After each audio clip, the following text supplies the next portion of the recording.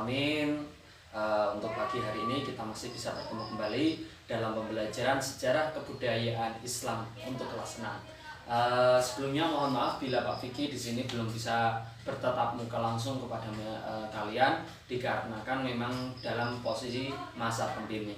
Baiklah, sebelum memulai pembelajaran pada pagi hari ini, marilah kita berdoa terlebih dahulu.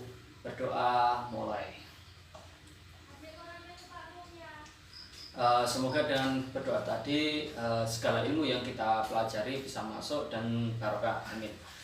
Untuk pembelajaran pertama kali ini kita akan mengulas tentang sejarahnya Sunan Maulana Malik Ibrahim. Nah, kalian bisa buka di halaman 6. Ya, kalian bisa buka di halaman 6. Di sini sudah disajikan beberapa materi atau bacaan nanti awal mula siapa yang namanya Sunan Maulana Malik Ibrahim itu dan sebutannya itu siapa. Baiklah, kalau dalam pembelajaran SKI ini kalian tinggal mendengarkan saja ya, tidak usah banyak mengerjakan, tapi nanti ya tetap ada tugasnya.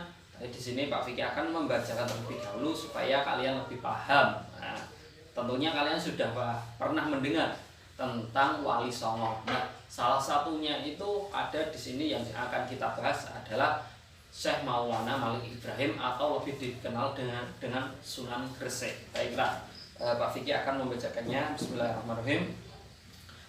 Riwayat dan silsilah Sunan Maulana Malik Ibrahim. Sunan Maulana Malik Ibrahim atau yang lebih dikenal dengan Sunan Gresik ini atau Sunan Tandes, Mursyid Akbar Thariqah Wali Songo, dan ada pula yang memanggilnya dengan sebutan kakek batal. Sunan Maulana Malik Ibrahim ini merupakan seorang ulama termasyhur asal Kashan, sebuah tempat di Persia. Beliau diperkirakan lahir pada pertengahan abad 14 atau sekitar tahun 720 Hijriah, sekitar 1350 Masehi.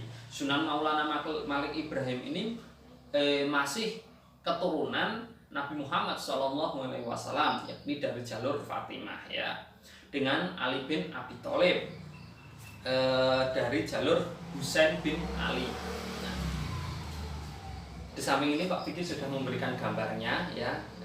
Ini sebuah gambar yang memang ada yang membuat, entah wallahu a'lam apakah benar seperti ini atau bagaimana. Nah, perjalanan Sunan Malik Ibrahim dalam berdakwah ya, ini Pak Vicky sampaikan perjalanan Sunan Maulana Malik Ibrahim dalam berdakwah. Sunan Maulana Ibrahim itu merupakan seorang ulama yang berilmu sejak kecil. Nah, masih menimba ilmu dan dari berbagai guru, meskipun memang bisa dikatakan sudah berilmu tapi tidak sombong, dan dia tetap terus utlubul ilma, mencari ilmu terus. Selain dia dalam rajin belajar, beliau juga dikenal sebagai orang yang jujur dan berkepribadian luhur, ramah terhadap sesama, dan tidak membedakan antar pemeluk agama lain.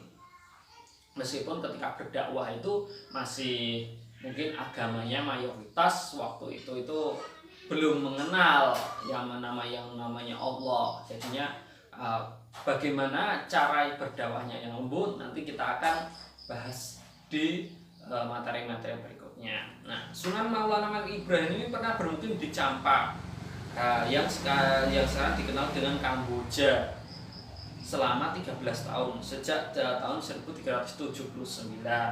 Di sana beliau menikah dengan putri Campak. Jadi banyak cerita yang termasyhur itu kalau beliau itu menikah dengan putri Campak, dan itu bernama Dewi Candarwulan. Dari pernikahan itulah yakni dia memiliki keturunan yang namanya Raden Rahmat atau bisa dikenal dengan Sunan Ampel. Dari Sayyid Ali Murtado alias Raden Santri ini pada tahun 1392 kalau tidak salah ya, Malik Ibrahim ini hijrah ke Pulau Jawa untuk berdakwah. Nah, mulai mendakwahkan Islam di Pulau Jawa. Nah, di sini Sunan Maulana Malik Ibrahim ini dikenal dengan seorang pendakwah Islam di tanah Jawa. Sunan Maulana Malik Ibrahim ini merupakan sesepuh di antara para wali. Pusat dakwah Sunan Maulana Malik Ibrahim ini ada di Desa Sembalo yang sekarang itu ada lereng Kecamatan Manyar, 9 km utara kota Gresik. Hal pertama kali yang dilakukan ketika tiba di Desa Sembalo ini yakni membuka warung yang menyediakan kebutuhan pokok sehari-hari. Selain itu, Syekh Maulana Malik Ibrahim ini yang sering mendapatkan sebutan kakek bantal juga menyediakan pengobatan gratis. Nah, ini salah satu bentuk bagaimana cara berdakwahnya, jadi memberikan ketika warung sembako-sembako ini dibutuhkan oleh warga sekitar. Nah, di sini ada interaksi antara Syekh Maulana Malik Ibrahim kepada warga. Nah, kemudian beliau juga menyediakan pengobatan gratis. Nah, di sini juga ada interaksi rasa. Interaksi ini menjadikan ketertarikan warga sekitar untuk masuk ke Maulid Islam. Nah, di sini Syekh Maulana Ibrahim ini selama kurang lebih 40 tahun berdakwah selama 40 tahun ini, tepatnya pada hari Senin 12 Rabiul Awal, Sunan Maulana Malik Ibrahim ini wafat dan dimakamkan di Gapura Wetan, Gresik, Jawa Timur. Makanya di sana itu ada makam Sunan Maulana Malik Ibrahim atau Sunan Gresik. Nah, dinamakan makam Sunan Gresik. Nah, di sini juga disajikan bahwasanya ada beberapa berbagai kemampuan yang dimiliki oleh Syekh Maulana Malik Ibrahim ini. Yang pertama ada sebagai kemampuan dalam berilmu, sebagai tata negara yang ulung, sebagai tabib, pengobatan, sebagai ahli bidang pertanian dan berdagang, sebagai perintis lembaga pendidikan, pesantren dan masjid pertama di Jawa. Ayo, di mana masjid pertama kali di Jawa? Ayo. Nah, ini yang masjid ini ada diberi nama Masjid Jami Gresik. Sebagai guru kebanggaan para pangeran, sebagai penasehat raja dan para menteri juga. Namun di sini itu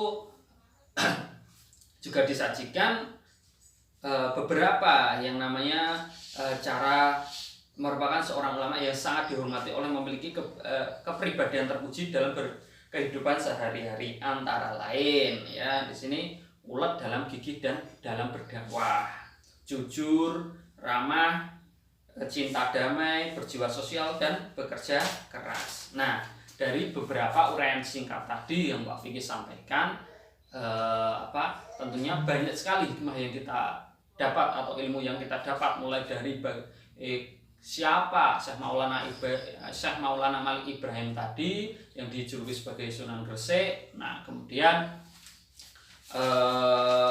keturunan dari siapa, nah gitu. Nah, terus mulai berdakwah bagaimana, tahun berapa beliau hadir atau datang ke tanah Jawa. Nah, itu sudah disampaikan. Dari sini Pak Vicky ingin memberikan sedikit tugas untuk kalian. Yang pertama ini tolong dikerjakan halaman 11 sampai 13 ya. Di situ sudah ada sedikit pertanyaan yang harus kalian jawab dan nanti dikumpulkan. Pertama, difoto dulu, kirimkan ke Pak Vicky. Kalau memang belum ada jam tatap muka, dikirimkan biar Pak Vicky centang di tugas harian kalian. Soalnya ini nanti akan dapat nilai. Nah, baru kemudian besok kalau masuk, bukunya wajib dibawa dan Pak Vicky cek. Begitu. Terima kasih. Nah, cukup sekian. Mohon maaf bila banyak kekurangan. Assalamualaikum warahmatullahi wabarakatuh.